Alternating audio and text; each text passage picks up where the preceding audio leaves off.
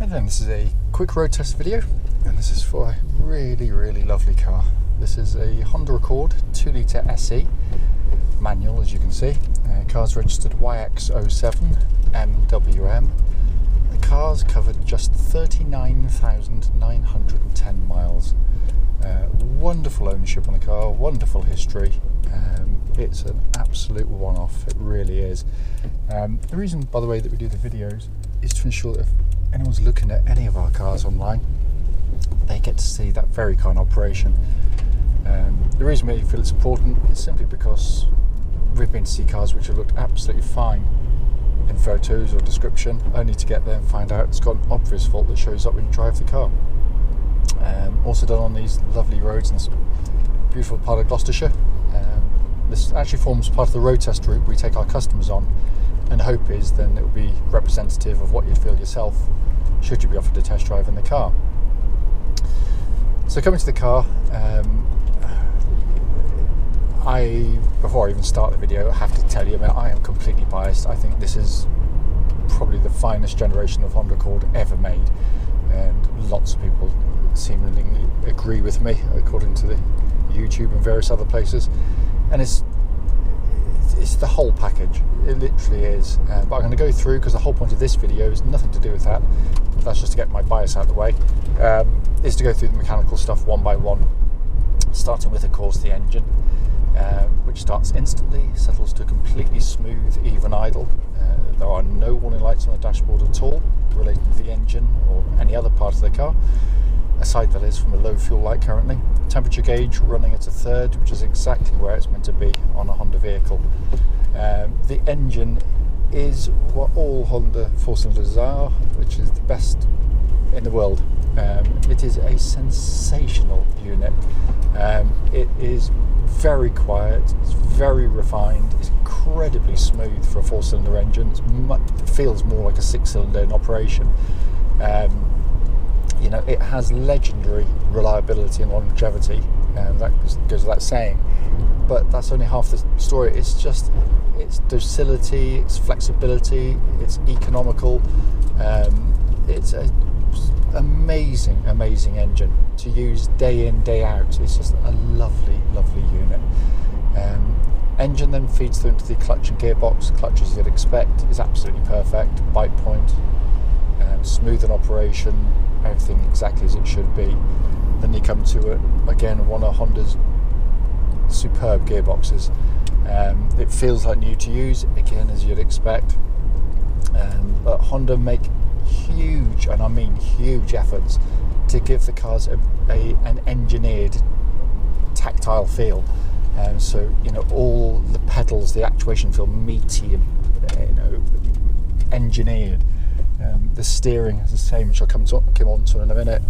And then you come to this gearbox, which has, its quality of engagement is sensational. The synchro mesh is brilliantly engineered. It's one of the nicest engagements of a gear you'll find in any car. And it adds to the fact that you want to use the gearbox rather than having to use. So, just for the sake of changing gear now, it's just, it is perfection, absolute perfection, that. And then we move on to what I think is actually the best part of the car. And all the stuff I've said before is top of the league, in that sense. You come to the steering and the chassis. The steering, by the way, tracks dead straight. There's no vibrations at this speed or any speed up to the legal limit.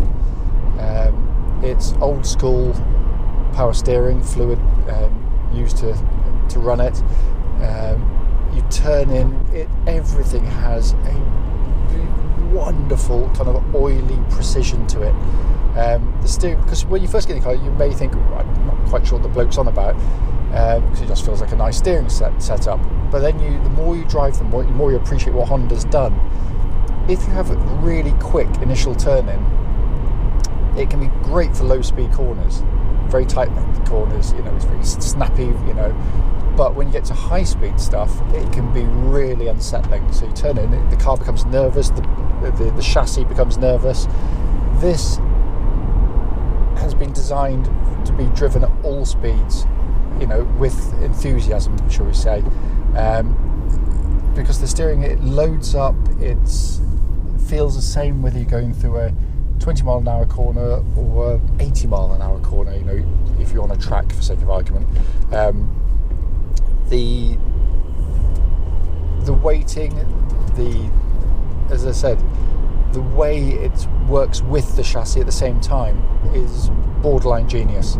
Because the chassis, I mean, I'm going across one of the most pitted road surfaces you'll go across, and this rides better than any modern car I've ever driven up here. It's so compliant, it's so supple, it's so beautifully done. It's got a sporty ride without being harsh in any way. It's how cars should be. The modern fad for going for big alloys with tiny sidewalls is awful. As the roads have got worse, it's only highlighted what's a terrible design. This allows compliance through the tyre, but the chassis is built on a solid platform, which basically means when you go through corners, it is so balanced, so poised, so capable and unflustered as it goes through them. It is a remarkable car.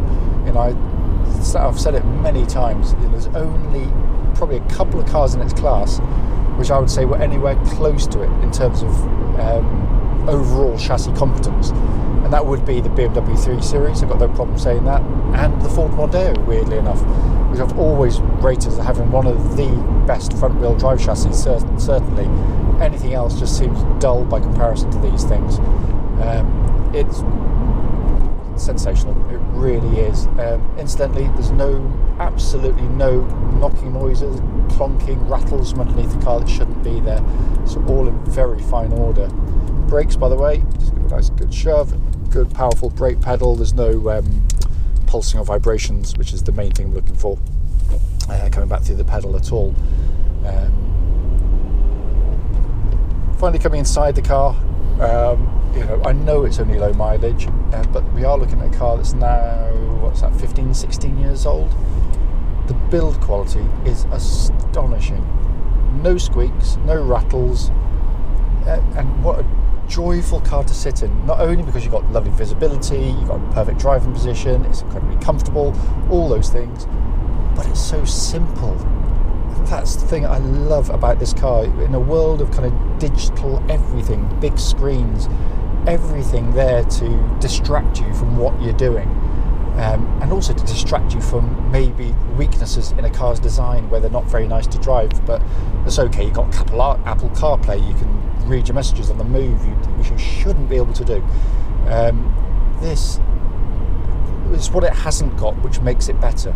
It hasn't got Bluetooth, it hasn't got Apple CarPlay, it hasn't got SatNav, it hasn't got hands-free telephone, it hasn't got any of that stuff, which means all you can do is drive and listen to the radio if needs be. Radio, it couldn't be any simpler. I mean, literally, you don't have to take your eyes off the road. Climate control system, dual zone, different temperatures side to side, all working perfectly. Dash display rather, so simply laid out, so legible, so easy to look at and take the information in, as Honda always do. And a lovely steering wheel, quite thin rimmed, which I love because you get more feel back through the steering wheel as well. And as I said, I genuinely love getting. I've got a collection of old classic Hondas, and I love getting in them because they are like this. They have virtually nothing to distract you from what I love, which is driving. And this car's all about that. I cannot fault this car in any way in terms of the way it drives. It's, you know, for a car of its age, it's in remarkable condition as well. It really is. The only thing, you know, I would mention is the bolster on this side has got wear, low down wear. Even with low mileage, getting in and out, has put some wear on there. You know, it's there.